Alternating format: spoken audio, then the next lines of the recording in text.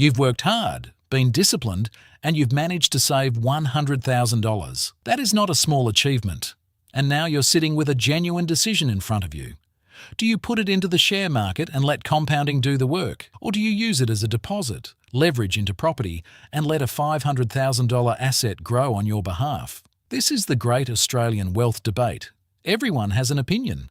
Most of those opinions are based on personal experience rather than actual numbers. Today we're going to run the real numbers, look at both sides honestly, and give you a framework for making this decision based on your own situation rather than whoever spoke loudest at the last barbecue. Let's start with shares, because most Australians significantly underestimate how powerful this option actually is. If you put $100,000 into a diversified ASX index fund today, history says you'd earn somewhere between 9 and 10% per year on average, including dividends. That's the long-run return of the Australian share market across crashes, corrections, the GFC, the pandemic sell-off, and everything in between.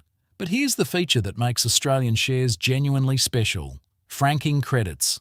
When an Australian company pays you a dividend, it attaches a tax credit equal to the corporate tax already paid on those profits. For investors in lower tax brackets, those credits often come back as a cash refund at tax time. The average dividend yield on the ASX 200 currently sits around 3.5%, with a significant portion fully franked. When you gross up the yield to account for the franking benefit, the effective return is higher than the headline number suggests. So let's run the actual numbers.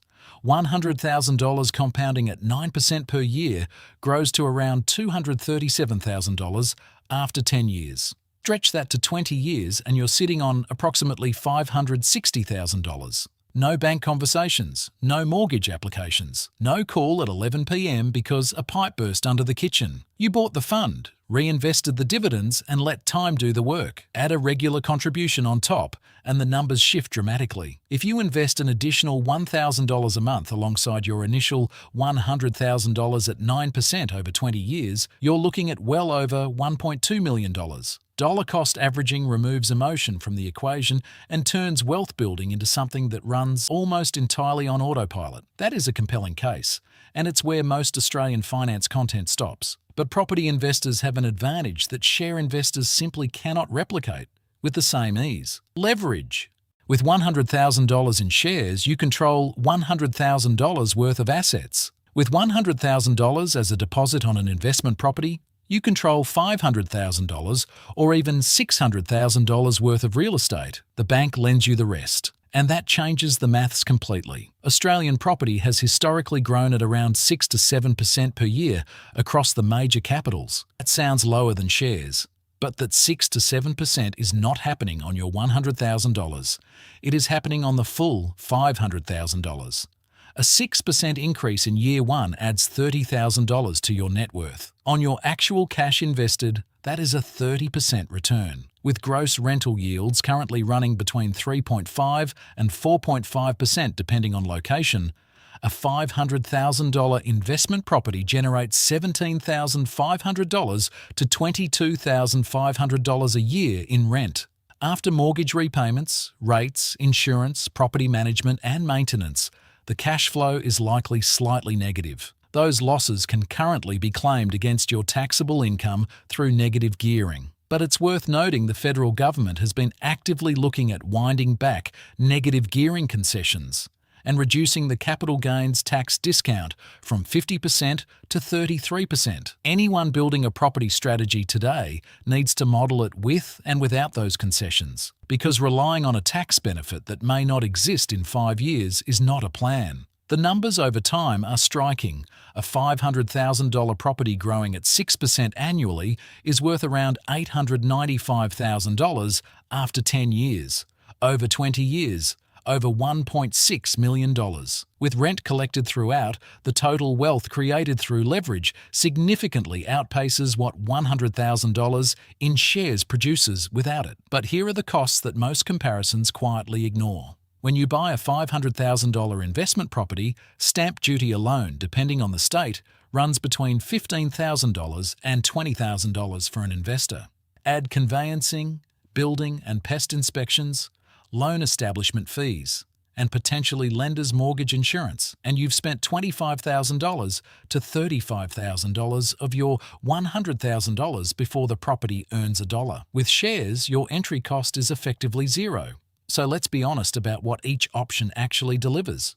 Shares give you liquidity. Sell a portion and cash is in your account within days. Property locks your capital up, sometimes for years. Shares give you instant diversification across hundreds of companies in a single purchase. Property concentrates your risk into one asset in one suburb in one market cycle. But property gives you something shares never will: control. You choose the property, you renovate, improve, increase rent, potentially subdivide.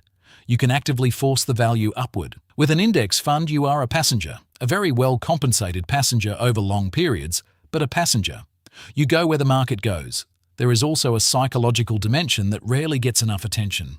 Most people who buy an investment property hold it. The mortgage repayment is non-negotiable, which makes the investment sticky. With shares, the temptation to react is always present. A bad week of headlines, or a recession scare, and a meaningful number of investors sell at exactly the wrong moment. Behavioral finance research consistently shows that the average investor earns significantly less than the market they're invested in, not because the investments are bad, but because emotion drives decisions at the worst possible times. Sometimes the best investment isn't the one with the highest theoretical return. It's the one you'll actually hold through a 30% drawdown without flinching. The current rate environment also matters.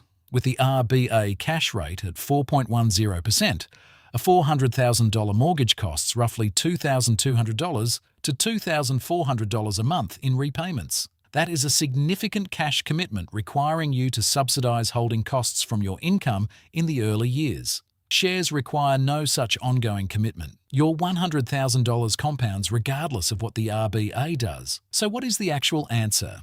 If you want simplicity, liquidity, low ongoing costs, and solid long-term compounding with no tenants and no banks involved, a diversified share portfolio is extraordinarily hard to beat over 20 years. Buy a broad index fund, reinvest your dividends, collect your franking credits, and let time work. If you want to accelerate your wealth using leverage and you're prepared for the complexity, the holding costs, and the concentration risk, property can generate returns on your initial capital that shares cannot match mathematically on the same starting amount. But the truth most people in this debate don't want to hear is that the real winners aren't choosing between these two options. They're using both. A growing share portfolio for liquidity and tax-efficient compounding. A leveraged property portfolio for amplified capital growth, each covering the weaknesses of the other. That combination, built consistently over 20 or 25 years, is how serious wealth actually gets built in this country. If this gave you a clearer framework, hit the like button and subscribe. Next video, I'm going to break down exactly how to structure a portfolio that uses both shares and property without overexposing yourself to risk on either side. See you there.